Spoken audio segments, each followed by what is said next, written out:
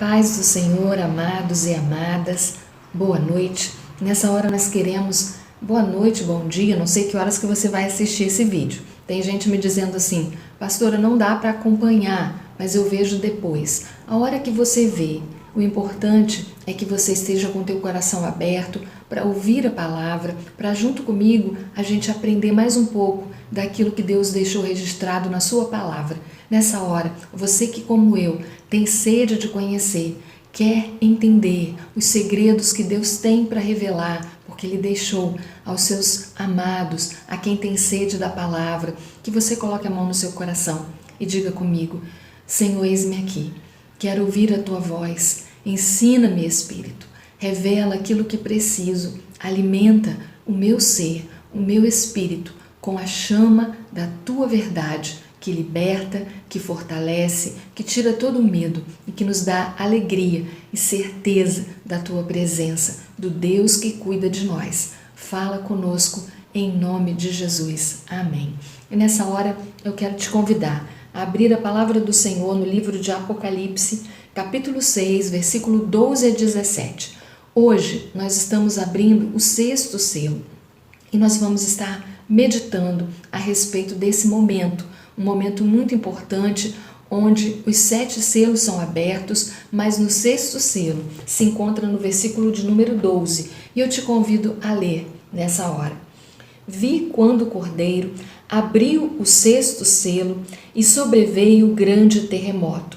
O sol se tornou negro como saco de crina, a lua toda como sangue.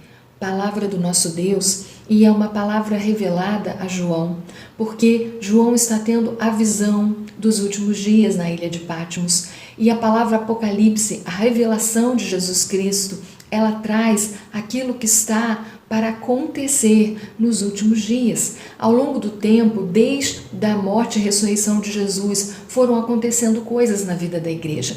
E sabemos que muitas dessas coisas já têm acontecido. Na palavra está dizendo que nos últimos dias, e isso é uma expressão bíblica do final dos tempos, que também se encontra no Antigo Testamento. Nós podemos encontrar lá em Isaías, no capítulo 13, de 9 a 10, vai ter a mesma fala a respeito da lua, do eclipse lunar, a respeito do sol, do eclipse do sol, a lua se converte em sangue, o sol fica escuro, e aqui a primeira coisa que João vê é um grande terremoto, que na verdade também se encontra em 1 Pedro, lá em 1 Pedro, no 2 Pedro 3,10, em 2 Pedro 3,10 vai estar dizendo também de um grande terremoto, um grande barulho, e na verdade a gente sabe pelos cientistas, pelos que estudam as placas tectônicas, o movimento da Terra, a gente sabe que de 2000 para cá tem havido muito mais terremotos. E em 2004 teve um na Indonésia, eu estava vendo um vídeo do Portela e ele traz o estudo de um cientista, de alguém um livro que vem tratar a respeito disso e que vem falando dos vários terremotos. E o da Indonésia foi 9,1 na escala Richter e também afetou com tsunami e foi uma catástrofe muito grande. Mas na verdade essas catástrofes elas têm se acentuado, mas no 6º selo tudo acontece ao mesmo tempo, ao abrir o 6º selo. E nesse 6º selo, a primeira coisa que João vê é um terremoto enorme. Os cataclismas fazem parte da figura bíblica do fim dos tempos. E isso está no Antigo e no Novo Testamento. O próprio Jesus Cristo, ele já fala a respeito da vinda dele, está lá em Mateus 24, 29 a 30. E eu gostaria de ler com os irmãos Mateus, amém? Abre aí Mateus 24, de 29 a 30, palavra do Senhor que Jesus deixou para os seus discípulos. A vinda do Filho do Homem, ele vem falar assim: logo em seguida, a tribulação daqueles dias, o sol escurecerá, a lua não dará sua claridade, as estrelas cairão do firmamento e os poderes dos céus serão abalados. Isso está em Isaías 13, 10, em Ezequiel 32, 7, em Joel 2, de 31 e também em Apocalipse 6, 12, 13, onde nós estamos lendo.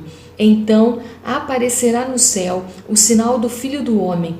Todos os povos da terra se lamentarão e verão o Filho do Homem vindo sobre as nuvens do céu com poder e muita glória. Então, amados, não fique com medo. Na verdade, são coisas que antecederão ao arrebatamento, a vinda do Senhor Jesus, quando todo joelho há de se dobrar. Mas antes disso, eu creio, a sua noiva vai ser arrebatada, antes do início de toda a grande tribulação. Só que o sexto selo mostra toda uma atmosfera, um reboliço na terra, né?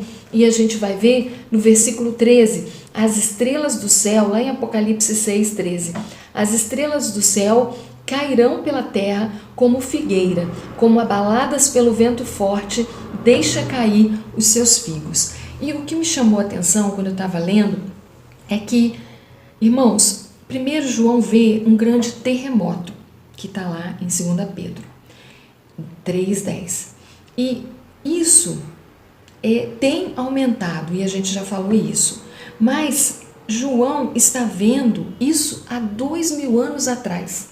Porque hoje em dia é muito comum a gente ver nos filmes apocalípticos, filmes internacionais, de Hollywood, grandes efeitos, e para a gente é muito fácil imaginar a cena, né? A gente já viu aí tantos filmes falando sobre congelamento, sobre a atmosfera esquentando e as calotas polares, enfim, tem vários filmes. Só que, na verdade, quando João viu isso, há 2000 anos atrás, não tinha filme, não tinha cinema. E ele vê e descreve figuras que o Espírito Santo revela. E isso é maravilhoso. É maravilhoso a gente parar e pensar que Deus, ele se preocupou em deixar para nós aquilo que aos poucos a gente foi vendo acontecer, mas que até então não havia acontecido. Mas João viu, e João, ele começa a narrar essas coisas porque o Espírito lhe mostra. E na verdade, essas catástrofes, imagina no versículo 13, as estrelas caindo, os asteroides caindo, uma chuva de asteroide que pode cair aonde? Pode cair no mar, pode cair onde vai provocar mais terremoto, porque pode ocasionar tsunamis. É assim, uma coisa que, para quem já viu o filme, a gente sabe que é horrível.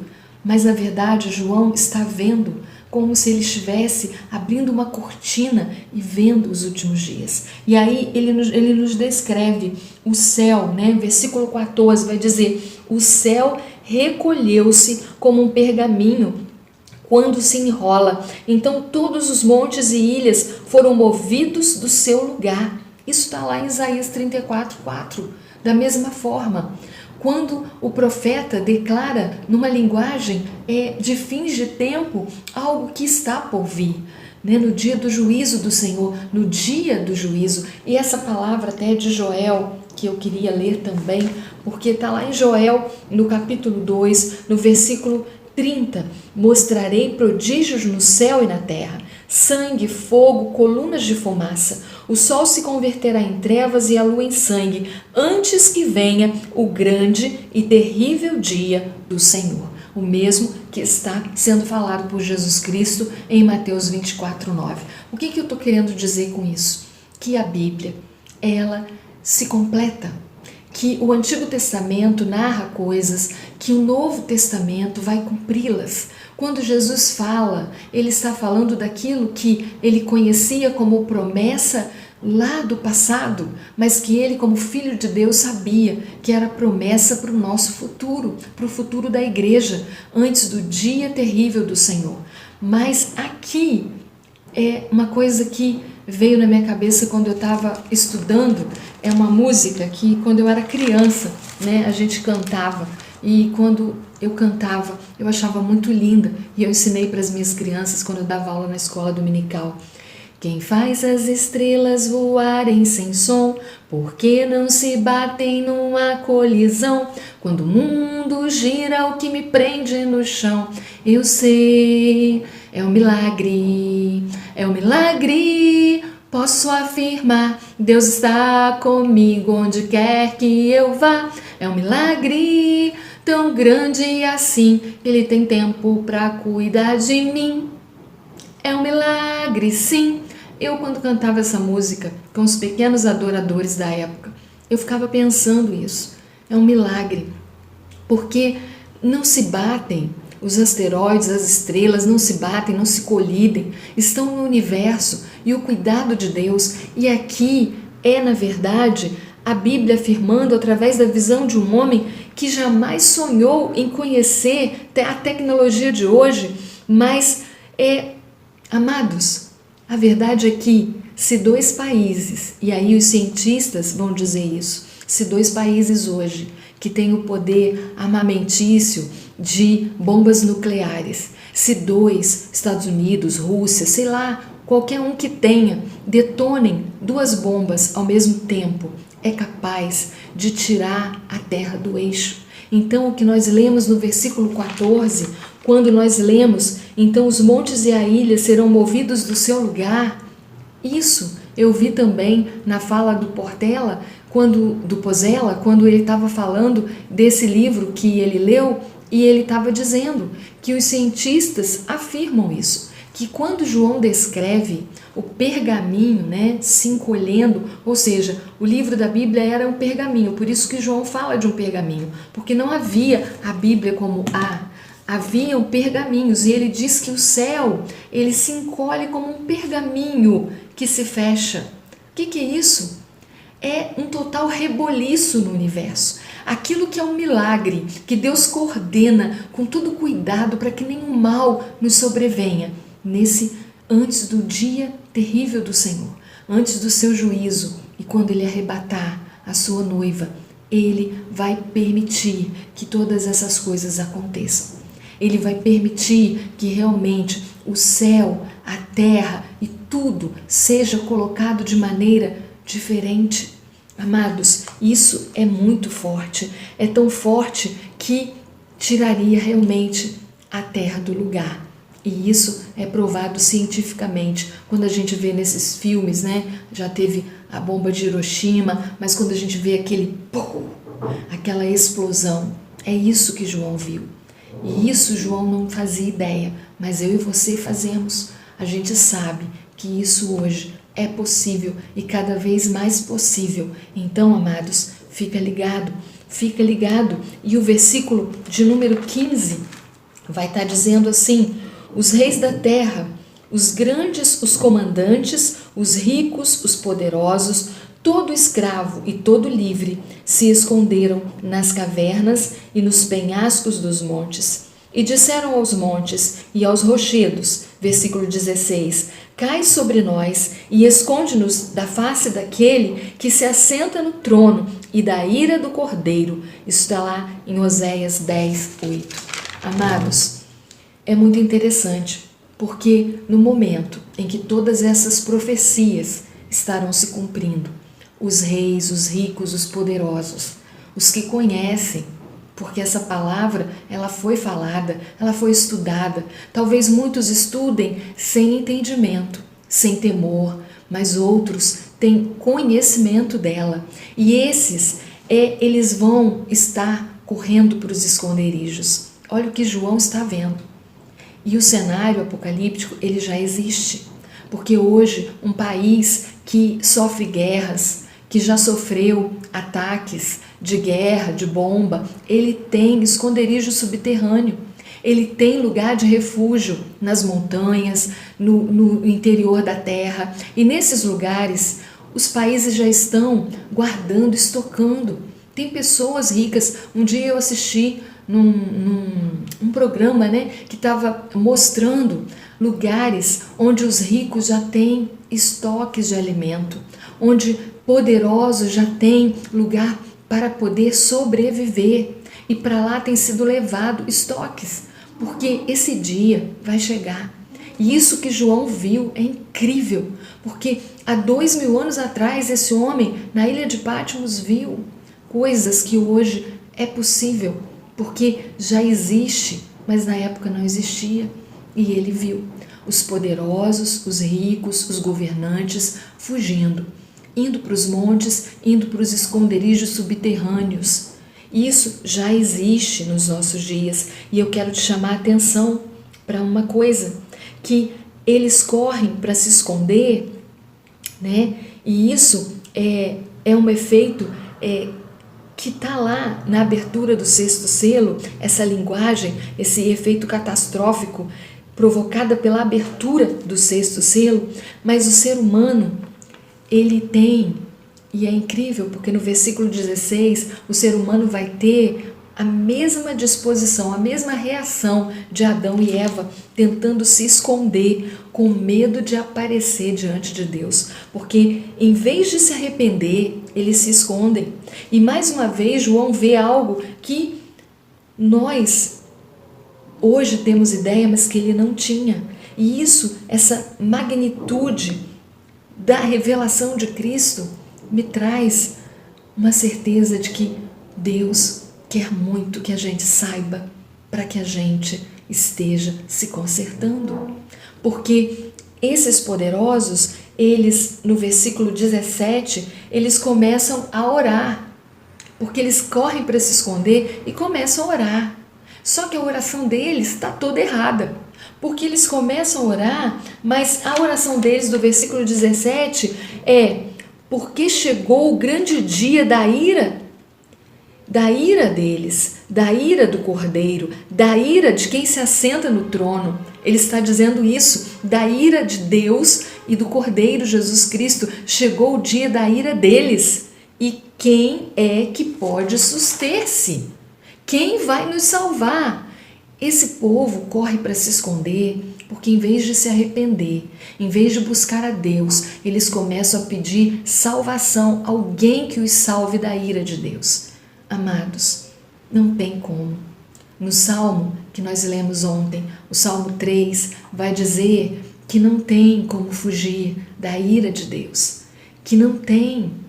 Que no Salmo 2, que é um salmo que fala, que a gente está estudando Salmos à tarde, então às 15 horas, é um salmo que fala, é um salmo de reinado, e ele fala que então Deus ri, porque como pode, como ousa o homem querer se livrar do meu poder? O mesmo Deus que rege, que fez a terra com perfeição, ele disse que antes do seu filho buscar a sua noiva, antes do dia do julgamento, onde todos serão julgados, não tem como escapar. Isso vai acontecer. Pastora, mas a senhora está falando isso? Porque está na Bíblia, é verdade. E é uma verdade que eu venho te dizer, que o Espírito mostrou a João. Para quê? Para que ele visse e anunciasse. Amados, hoje, se ouvires a voz de Deus falando a você, tem um hino que o pastor Renan gostava muito de cantar. Hoje, Badabauê, se ouvires a voz de Deus falando a você, não endureça o teu coração.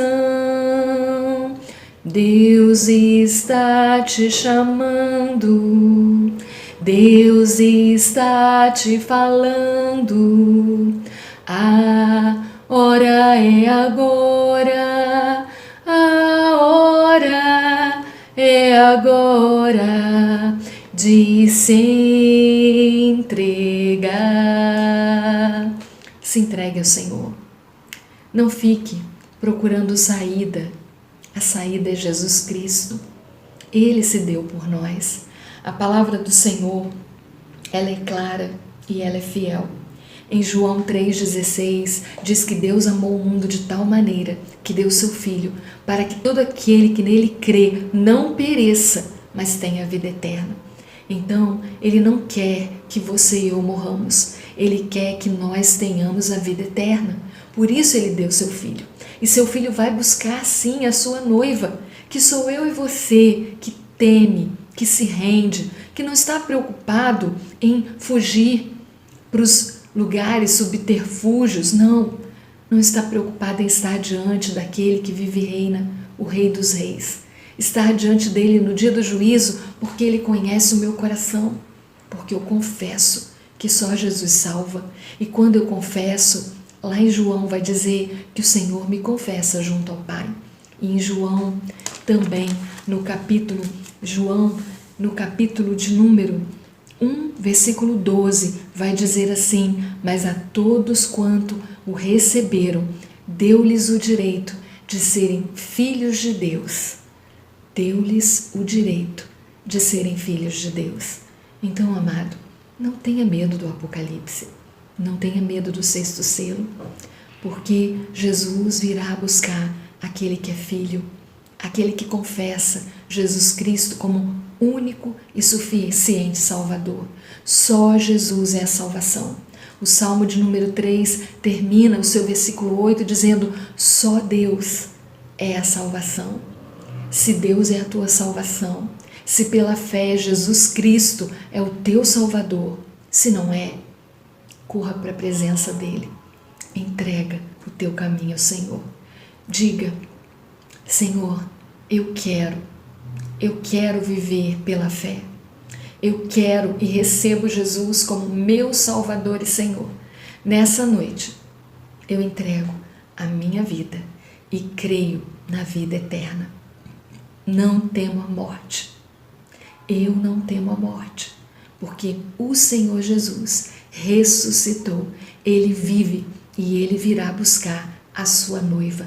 Eu creio no amanhã, porque Ele vive. Em nome de Jesus. Se você confessa, Ele te confessa junto ao Pai. Ele vai dizer: olha, aquela pastora ali, não é porque ela é pastora não, é porque a Bernadette crê no Senhor Jesus. Crê no Senhor Jesus e será salvo, tu e tua casa. Shalom, eu te abençoo e quero te dizer que a bênção do Deus Pai, Filho e Espírito Santo seja sobre a tua casa nesse tempo de pandemia, te fazendo ter vontade de ler palavra. E olha, o capítulo 7 nos reserva um tempo do silêncio entre o último selo e o sétimo selo. E eu te convido a lê-lo em casa. Se você tiver dúvida, eu não sei tudo, eu estou aprendendo, eu posso procurar, eu posso estudar mais, eu posso te falar o que eu souber. E o que eu não souber eu vou te dizer, ainda não sei não, vou estudar mais. Mas se você quiser no canal aí do YouTube, dá o seu ok e deixa aí a sua pergunta, a sua participação e saiba que isso que a gente está fazendo é apenas para dizer: o Senhor te ama e Ele tem história para a vida daquele que crê. Que Deus te abençoe. Um forte abraço.